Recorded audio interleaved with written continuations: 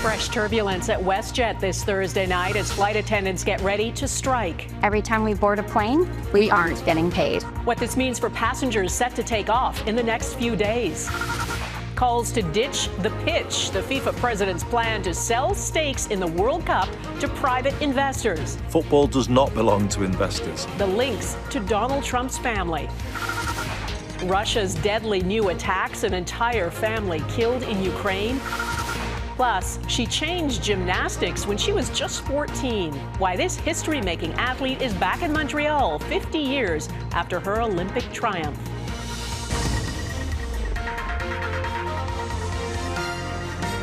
Global National with Donna Friesen. Good evening and thanks for joining us. There is another airline strike looming in Canada. This time it is the flight attendants at WestJet. They're set to walk off the job on Sunday unless a deal is reached, which would snarl the travel plans of thousands of people in the middle of a busy travel season. The major sticking point is what the flight attendants considered to be unpaid work, the same issue that led Air Canada flight attendants to strike last year. Jacqueline Jansen reports on where negotiations stand and what a strike could mean for passengers. Whether or not WestJet flights take off on Sunday and beyond is up in the air. Easy weekend getaway now becomes this stressful situation. It's impossible to get home if there's no flights. About 600 flights per day and tens of thousands of passengers all hang on the union and airline landing a deal. If you fly WestJet, the union has been preparing for this possibility with a targeted campaign to win Canadian support. Every time we board a plane, we aren't getting paid. A key issue for the union is unpaid groundwork, time spent helping passengers before the plane's doors close. That doesn't seem fair. I hope that they pay their employees more. While the airline says all time on the ground and in the air is compensated, it's open to making meaningful improvements. Yet, according to the union, the two sides are still far apart. It's déjà vu as far as I'm concerned. Last summer, Air Canada flight attendants also fought to be paid for time worked on the ground. They went on strike, but just hours later, this dispute will not be resolved quickly enough. The federal government forced them back to work, or tried to. The workers kept striking until they came to a tentative deal. The question is WestJet willing to, in fact, walk down the plank as much as Air Canada did last summer after 60 hours of strikes, to in fact recognize that there is value and some of that work should be remunerated. Today, when asked about WestJet and its employees, the government said the expectation is that parties can and should come to an agreement at the bargaining table. But some still expect it to step in. I fully expect that if WestJet flight attendants go on strike, they will be legislated back to work very, very quickly, within 3 or 4 days. Jacqueline, where does this leave people who are traveling on WestJet in the next couple of days? Well, Donna, they have a couple of options. They can wait it out and hope that the two sides can agree, or anyone with a flight today through Tuesday can cancel or change their flight at no charge. Now, if the airline is grounded, WestJet says impacted passengers will be refunded or rebooked, but that might require some flexibility. So unfortunately, the big takeaway here for travelers is that no one knows for sure how this is going to play out. A possible strike is on the table, but the two sides are still at the table as well. So this could be resolved before Sunday or not. Donna? Okay, Jacqueline Jansen in Toronto, thank you. A showdown is looming between the president of FIFA and soccer federations around the world. Gianni Infantino wants to sell off a stake of the World Cup to a private equity group backed by the investment firm run by Joshua Kushner, the brother of President Trump's son-in-law. Infantino calls it a game changer. Critics are furious. Dozens of FIFA member nations, including all of Europe and North America, have rejected the proposal. And there's a threat to boycott future World Cups if it goes ahead. Sarah MacDonald reports on what's at stake. We're going to have Team FIFA. FIFA just can't seem to kick the controversy that's ever orbiting the organization and its president, Gianni Infantino. And now he could be facing his biggest public relations crisis yet, a boycott by all 55 member nations in Europe. Let me say this very clearly. Football does not belong to investors. British Prime Minister Andy Burnham joining a chorus of critics calling foul on Infantino's game plan to privatize a portion of the organization with a multi-billion-dollar commercial subsidiary. Adding fuel to the flames, its proposed big buyer, an American private equity firm looking to purchase a 20% minority stake of it, owned by the brother of the son-in-law of U.S. President Donald Trump. Dress the deal up however you like. Once you have sold a piece of it, you have sold out. UEFA calling a unanimous emergency vote Thursday, issuing an ultimatum that none of the continent's national teams will touch the turf of any FIFA tournament until any private equity plan is abandoned entirely, saying in part in a blistering statement, the World Cup cannot be treated as an investment product. No part of it should ever be surrendered to private investors. The World Cup is not for sale. Canada Soccer belongs to CONCACAF, not UEFA, and was one of the organizations outside of Europe faced with an 8-figure predicament, a $20 million dangling carrot of desperately needed cash, offered to any country that votes in favor of selling off stakes. CONCACAF convening an emergency meeting of its 41 member associations, all jointly rejecting the proposal on Thursday, with remaining nations given until mid-September to vote and receive funding. As two of the world's most powerful continental soccer confederations give FIFA a red card, insisting the beautiful game can't be bought. Sarah MacDonald, Global News, Vancouver. The winner of FIFA's inaugural Peace Prize, the U.S. President Donald Trump, is again ramping up his war with Iran. Overnight, the U.S. military unleashed heavy strikes on Iranian targets. Iran fired back, and other countries, including Saudi Arabia, Jordan, Kuwait, and Bahrain, continue to be drawn in. As Jackson Proskow reports, there is so little trust on either side, it's hard to see how diplomacy can resolve this. The U.S. launched what it called a heavy wave of strikes against Iran, targeting military command sites and missile launchers, as the region teeters on the brink of an expanded war. We're going to be hitting them very hard because it's our turn to hit them. They know it's coming. They're asking us not to do it. The stakes grew higher Wednesday after the first drone attack in Egypt, targeting an American-owned gas tanker. A hint that Iran is fully prepared to disrupt the Suez Canal, another shipping route vital to global energy supplies. And the Iranians believe if they escalate, they have less risk than if they de-escalate. And so Iran keeps firing on U.S. military bases in the region, targeting locations in Kuwait, Jordan, and Bahrain, all while the Strait of Hormuz remains effectively closed. U.S. President Donald Trump is reportedly weighing escalation himself, with Pentagon advisors proposing an intensive 2-week military operation against Iran, casting aside diplomacy for now. So if Donald Trump escalates, he's stuck. And if he de-escalates, he's showing weakness and perhaps getting even a lesser deal than Barack Obama got. Politically, Trump is increasingly on thin ice. According to recent polls, just 33% of Americans think the war with Iran is worth fighting. Only 28% approve of how Trump is handling Iran. We didn't get regime change. They still have the enriched uranium. They obviously still have missiles. And if you looked at the price of gasoline, it's been a disaster. As the war simmers, Trump's own approval rating has taken a hit, falling to just 32%, which is an all-time low. The majority of those surveyed worried that the economy is getting worse, and more than half said they believe the war with Iran will last a year or longer. Donna? Okay, Jackson Proskow in Washington, thanks. In Europe, wildfires are burning in Greece, and on one island they have turned deadly. 3 firefighters were killed on Crete as powerful winds fanned aggressive fires there. The Coast Guard rescued hundreds of residents and tourists who became trapped by the flames and had to seek shelter on the beaches. In southeastern France, actor George Clooney and his wife were among hundreds of people forced to leave their homes because of a new fire overnight. The couple wrote to their local mayor calling it a terrible moment. They said they're committed to remaining in the village no matter what happens.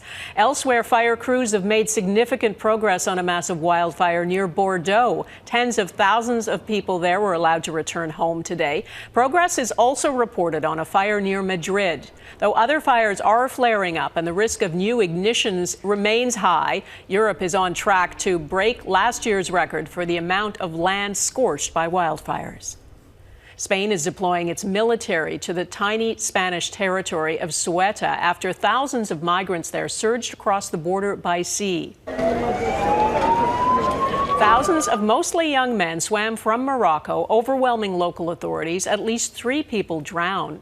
Many others did celebrate as they made it to the streets of the Spanish territory. Ceuta is perched at the tip of Morocco with a border fence separating the two countries. Morocco is a popular crossing point for African migrants trying to reach Europe. In Pakistan, a deadly raid by armed militants on a police post near the border with Afghanistan has killed at least 11 officers. 15 militants were also killed. Authorities say more than 24 police officers were injured. No group has claimed responsibility. In the past, Pakistan has blamed similar attacks on militants allied with the Taliban in Afghanistan. This is the latest violence in an ongoing border conflict between Pakistan and Afghanistan, which the UN says has killed nearly 500 civilians in the last year. In Japan, at least 28 people are now confirmed to have died in Tuesday's earthquake. Search crews are still going through debris and collapsed buildings trying to find survivors. About 9,000 people are living in evacuation centers, and now the concern is keeping everyone cool and hydrated. Temperatures are expected to reach 39 degrees Celsius in the coming days. There are also widespread power outages, and many evacuation centers are relying on generators to power the air conditioning units. In the U.S., the father of a teenager who carried out a deadly school shooting has been sentenced to 15 years in prison. 55-year-old Colin Gray was convicted of second-degree murder and involuntary manslaughter earlier this year after buying his son Colt an assault rifle for Christmas in 2023. 9 months later, Colt used that weapon to kill 4 people in his high school in Georgia. The father's charges were based on criminal negligence. His case was seen as a major test of who can be held responsible for a mass shooting. The teenager was sentenced to life in prison without parole earlier this week. In Calgary, the parents of a missing 11-year-old boy who was found dead yesterday have released a statement. Parker had autism and he was nonverbal, and his parents say they were filled with sheer terror when they realized he had gone missing. They're devastated, they say, but in an audio statement, they wanted to thank the many people who helped search for him. I honestly don't think we have a word in English to properly express just how overwhelmingly grateful and appreciative we are of everybody coming out and coming together like this. Just how much people care, dedicating their time to somebody else's kid, a complete stranger in most cases. Absolutely incredible. Heather Yurix West reports on how the city is mourning along with Parker's parents. At the base of a post where a missing poster is still displayed, a memorial of soft toys slowly grows. Flowers and pinwheels paying tribute to an 11-year-old boy the people of Calgary had tried so hard to find. Still chokes me up, but yeah, it was beautiful to see Calgary pull together to find this sweet little boy and bring him home to his family. The nonverbal neurodivergent child went missing on July 16th after walking away from his northwest Calgary day home. After an exhaustive ground search involving drones, dogs, aquatic search and rescue crews, and thousands of volunteers, police said on Monday their physical search had come to an end. But just a day later came a critical clue. On Tuesday, we received information from a member of the public who located evidence consistent with the clothing Parker was last known to be wearing.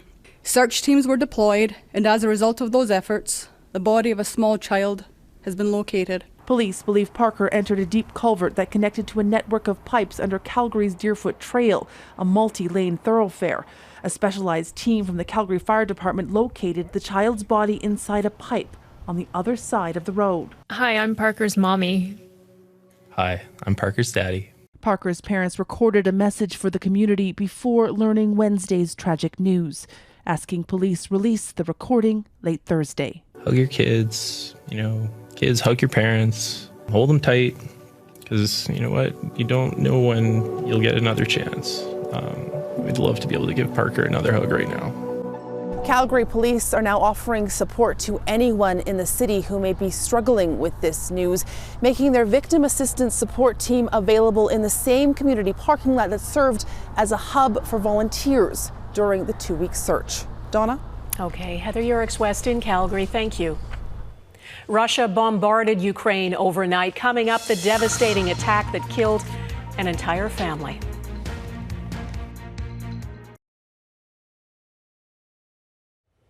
NATO fighter jets have been scrambled after a Russian missile entered Polish airspace. It was part of a barrage of ballistic missiles and drones launched by Russia against Ukraine overnight. At least 10 people in Ukraine were killed, several of them children. It's renewed calls from Ukraine's president for more Patriot defense missiles to help save lives. Redmond Shannon reports, and a warning: his story contains distressing images. Ukraine's President Volodymyr Zelensky says this is what's left of a family home on the outskirts of his hometown, obliterated by a ballistic missile that he says was likely supplied to Russia by North Korea. And this is the family, the Voronovs. The parents and 3 children are confirmed dead. It's feared the other children, including a toddler, were also killed. Overnight, Russia fired dozens of ballistic and cruise missiles and hundreds of drones at Ukraine, also striking the capital Kyiv and Lviv near the Polish border. Its mayor says it's one of the largest attacks on his city of the war. Olha waits for news of her grandson. They usually go to the shelter, but everything happened so fast, she says. Relief and joy at his rescue is mixed with the horror and trauma of another attack that hit civilians. Ukraine's military says it only managed to shoot down 1 of 9 ballistic missiles. Північно-корейська балістика. Zelensky says the only way it can defend against them is with US Patriot defense missiles. He says he asked the US president this week for 300 more of them and to advance plans for Ukraine to produce them. That may be in Poland's interest too. A crater 90 kilometers inside the NATO members' border was almost certainly caused by a stray Russian missile, according to the Prime Minister. Donald Tusk says the next 100 days could decide the war. And that's why he wants to help Ukraine get more Patriot missiles to swing the conflict in their favour. Redmond Shannon, Global News, London. Crisis after crisis. Ahead, how hunger is making a growing Ebola outbreak even worse.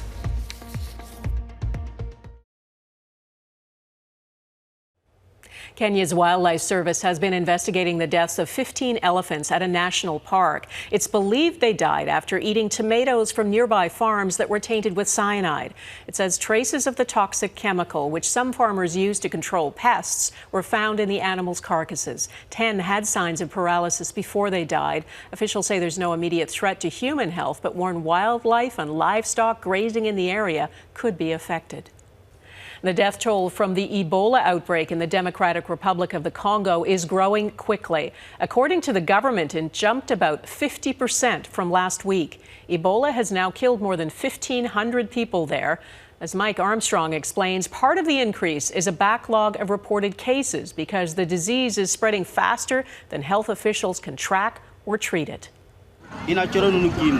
It is a crisis on top of a crisis. About 5 million people in the Democratic Republic of the Congo are considered by the UN to already be at an emergency level of hunger, just one step from famine. Add to that an Ebola outbreak. This is getting worse. Markets are impacted, supply routes are impacted, and so people are struggling even more. This outbreak in the eastern part of the country is now considered the fastest spreading Ebola outbreak ever. As of this week, there have been more than 3,400 cases of a disease with a fatality rate of about 40%. The numbers are doubling every 20 days. We need a scale up of the Ebola response, 3, 4, 5 times of what we are doing now. Now, Ebola is highly contagious. It's contracted through exposure to bodily fluids. Officials say one priority is getting patients out of their homes and into treatment centers where they can be isolated. When relatives care for them at home, the virus can spread through families and communities. Officials say getting people food is vital as well.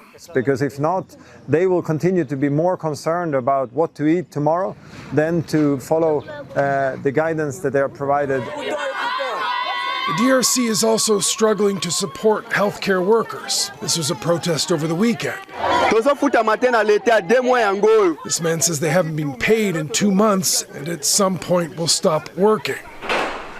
One positive development, researchers in the UK are working on a new vaccine for this strain of Ebola based on the technology used to create the Oxford AstraZeneca COVID-19 shot. It's now being tested on volunteers. Mike Armstrong, Global News, Montreal. Next, Montreal welcomes back the Olympian who earned perfect tens.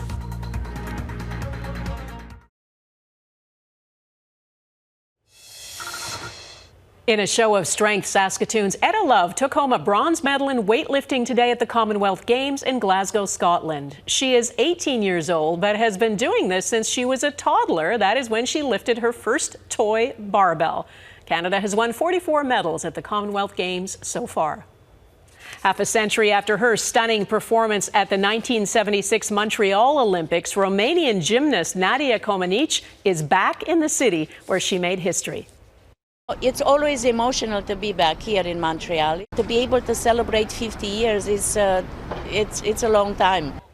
The 9-time Olympic medalist is back for the celebrations marking the 50th anniversary of those games. And tomorrow she'll receive an honorary degree from the University of Montreal. On Saturday, she'll take part in a Nadia Day to meet the people who were named after her for her stunning feat back in 1976. Back then, she was just 14, and she became the first gymnast to score a perfect 10 at an Olympic event. And she went on to do it 6 more times at those games. She ended up winning 3 gold medals. That is Global National for this Thursday. I'm Donna Friesen. Tonight's Your Canada is Calgary's skyline. We'd love to see your Canada. Please email it to globalnational@globalnews.ca. And thanks for watching. Sarah MacDonald will be at the anchor desk tomorrow, and I'll see you again next week. Bye-bye.